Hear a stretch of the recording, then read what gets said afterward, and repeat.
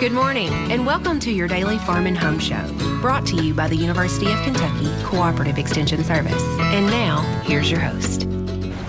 Good morning and welcome to your Farm and Home Show. My name is Joanna Coles, and this morning Kristin Hildabrand, Warren County Extension Agent for Horticulture, is joining me. Good morning, Kristin. Good morning. Now, Kristin, I know you love all things gardening, and this is the month to celebrate. Yes, April is National Gardening Month, and so I just wanted to remind some people that, there's still time to garden.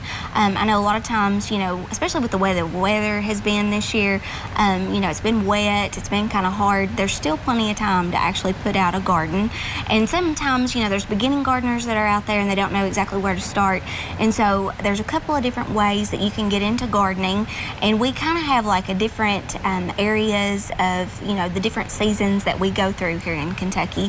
So we first start out with the cool season crops first. So I know that people are really antsy right now and they're ready to put out tomatoes, but you want to hold back because there still might be some of that frost that may come through, sadly, but there is some crops that you can put out now during the cool season months.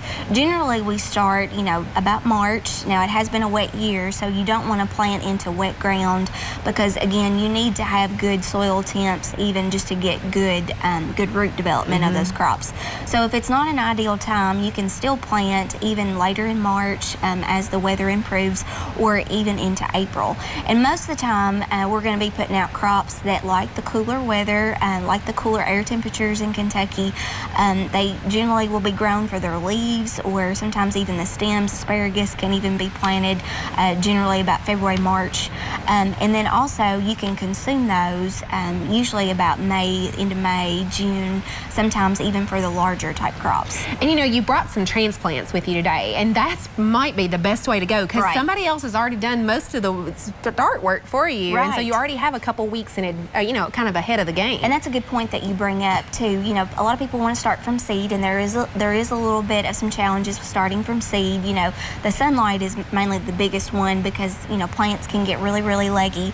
So I don't have a lot of time to do that just with my job, but if you start out with a nice healthy transplant like this, that will get you a little bit further. And these were all purchased locally from Fern Runners, and they have a nice selection of different cool season vegetables that you can plant. And this lettuce is gorgeous, Kristin. It just makes me want to reach out and grab a leaf there. I know, and my mouth really salivates over salads, especially in these cooler season months that you can find lettuce. And this one is a nice one. This is a head lettuce. I think you pronounce that Ithaca, but that one's a really nice, you can see it's a nice green variety of type of head lettuce. But there's bib lettuce, there's other types of leaf lettuce, there's even some lettuces that have a nice variety built into it as well. So it's almost like it's kind of a spring mix where you get a lot of different colors, and that's all really good nutrient wise. And so we really want to encourage people just to garden for some of those benefits.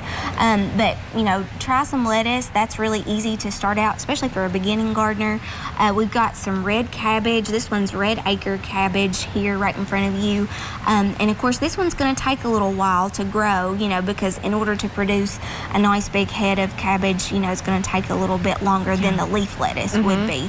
So you may have to wait, and most of these plant tags, they'll tell you how many days that you're going to actually reach till it's fully mature. And so this one says 76 days. So kind of keep a garden journal so that way that you kind of know, okay, I planted it this particular day. I know I'm going to reach my harvest probably in June after you've planted. But that one's really nice, especially if you want to add it to coleslaws and things like that. So it gives you a different kind of look than just the regular traditional green cabbage. The one that's kind of over to your right is Brussels sprouts. Now, Brussels sprouts I have really enjoyed in the last couple years. I didn't really care for it as much, but now I really like it, especially if you cook it where it's roasted with a little bit of olive oil and salt and pepper. This crop is in the same family as your cabbage and even your broccoli, but you have to give it 80 to 90 days. Takes a little longer. So really, I think even though it will grow in the spring, I think it actually does better in the fall of the year. So kind of knowing the crop and what's all required before you get ready to plant is really really, really valuable. But Brussels sprouts, you know, even in the fall of the year, that's really a good time for those cooler temperatures and things like that. There's even broccoli that fits into all of this cool season weather type crops. But, you know, gardening is celebrated all throughout the month of April. So if you have any questions whatsoever, you know, we have a home vegetable gardening guide that's just right up everybody's alley. All right. Well, thanks. Getting ready to garden has got us all ready. If you have questions, make sure to contact us at the Extension office. Thanks for watching and have a great day. If you have questions about today's topic, please call the Warren County Extension office at the number on your screen. Thanks for watching and have a great day.